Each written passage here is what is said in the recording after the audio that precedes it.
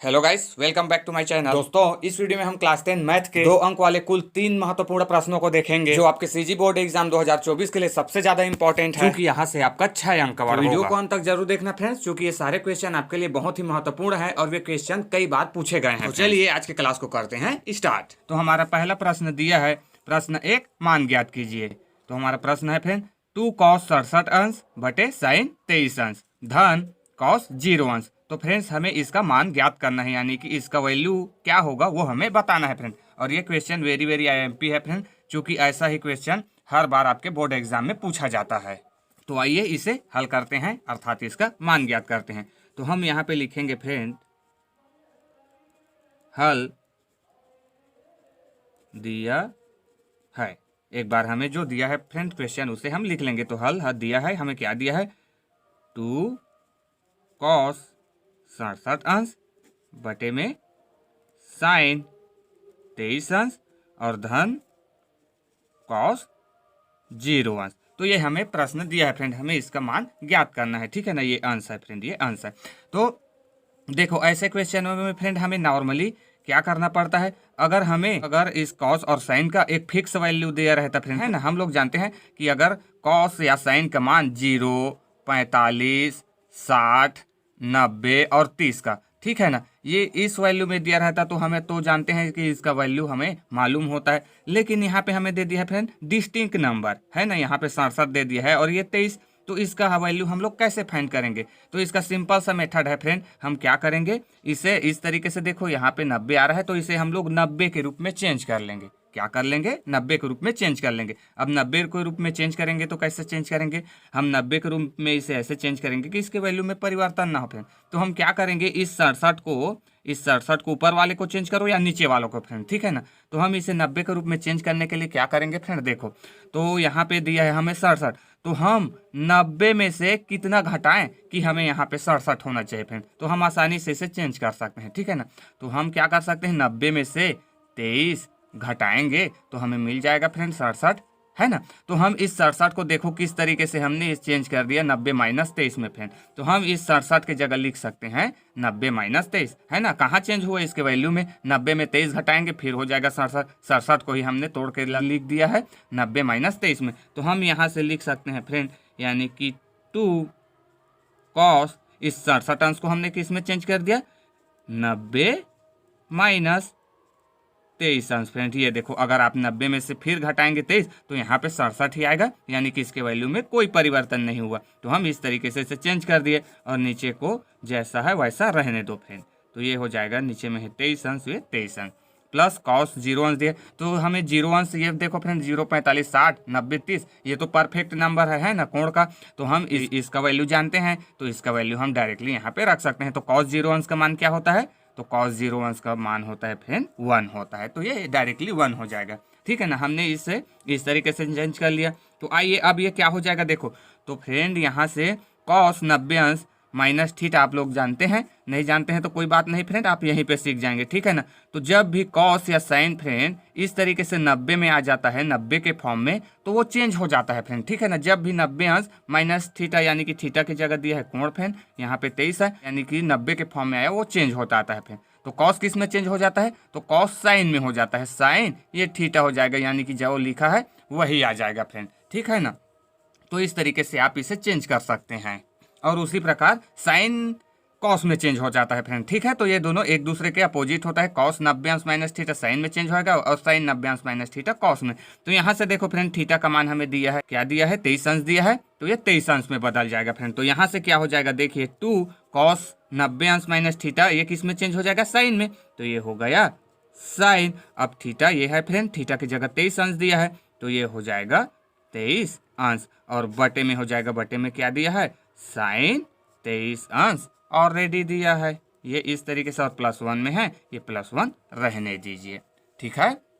अब आपको क्या दिख रहा है, अब आपको ये साइन 23 अंश और ये साइन 23 अंश दोनों सेम टू सेम दिख रहा है, ये कट जाएगा फ्रेंड दोनों और एक हो जाएगा। तो यहाँ से हमारे पास बचेगा, यहाँ से सिर्फ ये तो कट गया, हमारे पास बचा सिर्फ 2 और ये इधर +1 फ्रेंड, यानी कि अगर इसे आप लोग जोड़ोगे तो ये आपको क्या मिलेगा, 2 और 1 3 फ्रेंड। तो यही इसका हल है फ्रेंड, यही इसका आंसर है, यानी कि 2 कॉस 67 अंश बटे साइन 23 अंश धन कॉस 0 अंश का मान हमें कितना मिलेगा? 3 मिलेगा फ्रेंड। तो इस प्रकार आप हल कर सकते हैं।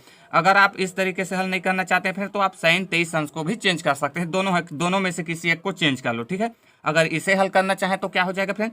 साइन 23 अंश से इसे आप कैसे हल कर सकते हो? तो साइन 23 अंश को भी आप लिख सकते हो कैसे?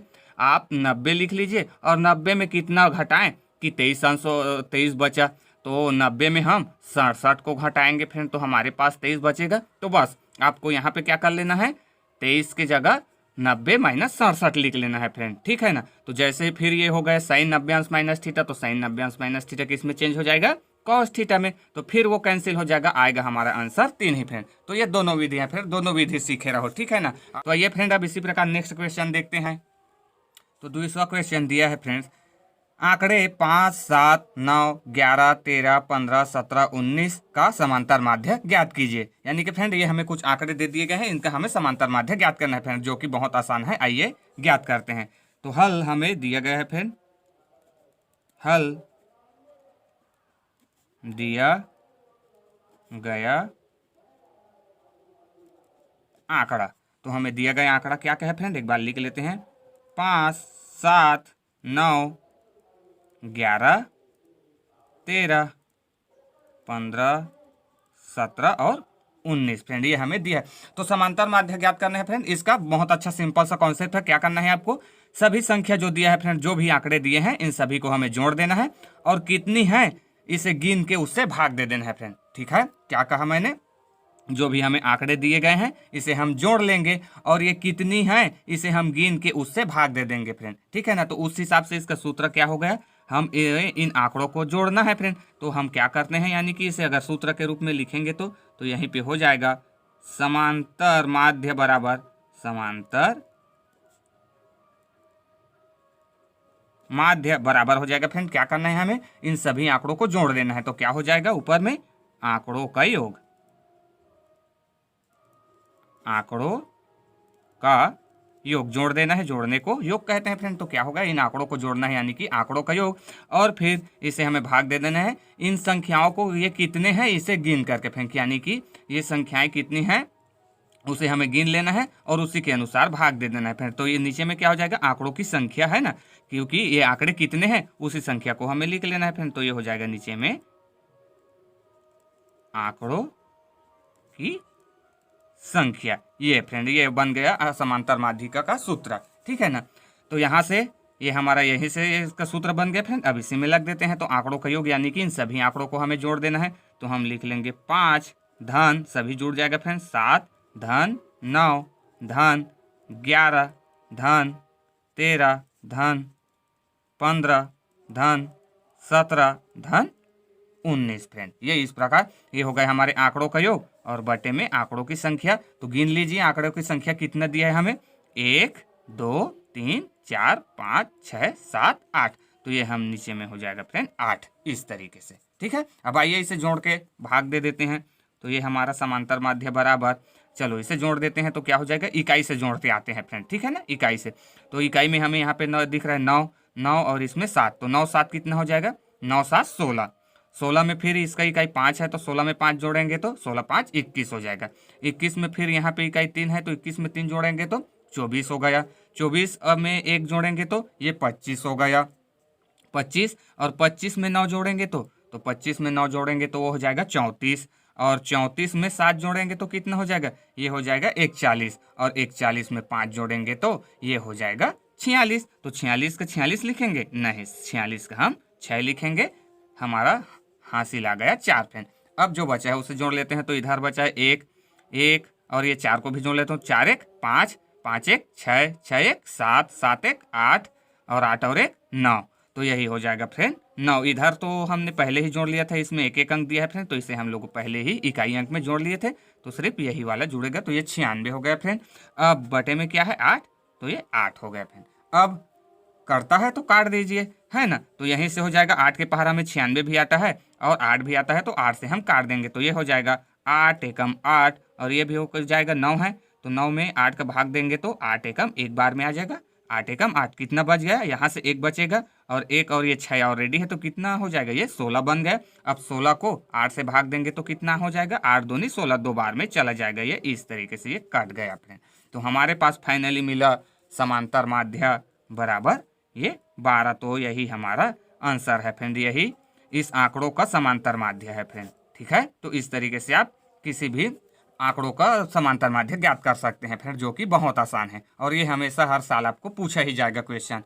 ठीक है, तो आइए इसी प्रकार एक और क्वेश्चन देखो। हमारा नेक्स्ट क्वेश्चन है, यदि x अनुपात 10 समानुपात 15:25 है तो x का मान ज्ञात कीजिए। यानी फ्रेंड हमें इसमें x के स्थान पे क्या आएगा वही हमें ज्ञात करके बताना है फ्रेंड। तो आइए इसे हल करते हैं। तो हल हम फिर वैसे ही लिख सकते हैं फ्रेंड, दिया है यानी कि हमें क्या दिया गया है, x अनुपात 10 समानुपात 15:25। तो इसे हम कैसे लिख सकते हैं फ्रेंड, चूंकि हम अनुपात को बटे के रूप में लिख सकते हैं तो इसे हो जाएगा x/10 हो जाएगा और समानुपात को बराबर से डिनोट करते हैं फ्रेंड। तो ये बराबर ये क्या हो जाएगा 15 और ये अनुपात का चिन्ह है फिर बटे में हो जाएगा ये 25 फ्रेंड। ठीक है, तो आइए इसे हल कर लेते हैं। तो क्या करते हैं फ्रेंड, यहाँ से ये देखो अगर करता है तो पहले काट लो फ्रेंड, ये वैल्यू छोटा हो जाएगा फ्रेंड। करता है तो, नहीं करता है तो डायरेक्टली हल करेंगे। चूंकि हमें दिख रहा है ये संख्या कटेगा है ना, तो हम यहाँ से इसे काट देते हैं। तो 5 से कट जाएगा फ्रेंड, ये 5 3 15 हो जाएगा और ये 5 5 6 25। तो ये हमने इसे काट दिया तो हमारे पास मिला है x/10 बराबर ये क्या हो जाएगा 3/5 फ्रेंड। ये हमने इस प्रकार लिख लिया। अब क्या करते हैं, अब तिर्यक गुणा करा देते हैं या पक्षांतर कर देते हैं फिर, यानी कि हम यहाँ पे लिखेंगे तिर्यक गुणा करने पर। ठीक है फ्रेंड, तिर्यक गुणा यानी कि ये इस तरीके से ऐसे गुणा करेंगे तिरछा। ठीक है ना, ये इस तरीके से। तो क्या हो जाएगा, 1/5 के साथ गुणा हो जाएगा तो 1/5 बराबर का चिन्ह है ये बराबर, ये 10 इस 30 के साथ गुणा होगा तो क्या हो जाएगा 10×3, ये इस प्रकार से। अब गुणा कराना है, गुणा करा दीजिए। तो ये क्या हो जाएगा 100×5, ये तो ऐसा ही रहेगा यानी कि इसे हम लिख सकते हैं 5x बराबर में हो जाएगा, ये गुणा करा दो 10 दिया ये 30 इस तरीके से। अब क्या करते हैं, अब चूंकि हमें x का ही मान ही ज्ञात करना है, इस 5 को पक्षांतर कर देते हैं। तो चूंकि क्या है 5 गुणा में है, दूसरे पक्ष में जाके भाग में हो जाएगा। तो यहाँ से हम पक्षांतर करेंगे तो बराबर x बराबर हो जाएगा, इस 5 को पक्षांतर करेंगे तो ये 30 तो ऑलरेडी है, पक्षांतर करेंगे तो गुणा में है, इधर आके ये भाग में हो जाएगा, ये इस तरीके से है। अब करता है तो काट दो, तो ये क्या हो जाएगा 5 एकम 5 और ये क्या हो जाएगा 5 छक्का 30 फ्रेंड। ठीक है ना, तो हमें x बराबर फाइनली क्या मिला, x बराबर 6। तो यही है हमारा x का मान 6 फ्रेंड। ठीक है ना, और यही हमारा आंसर है, उसके x का मान ज्ञात कर लिया फ्रेंड। सो फ्रेंड्स, वीडियो अगर अच्छा लगे हो तो वीडियो को लाइक शेयर जरूर करें, चैनल को भी सब्सक्राइब कर ले इसी तरीके से वीडियो पाने के लिए। और आपका कोई भी क्वेश्चन हो तो जरूर कमेंट करें फ्रेंड्स। चैनल को भी सब्सक्राइब करके बेल आइकन को भी प्रेस कर ले फ्रेंड, इसी तरीके से वीडियो पाने के लिए। Thanks for watching.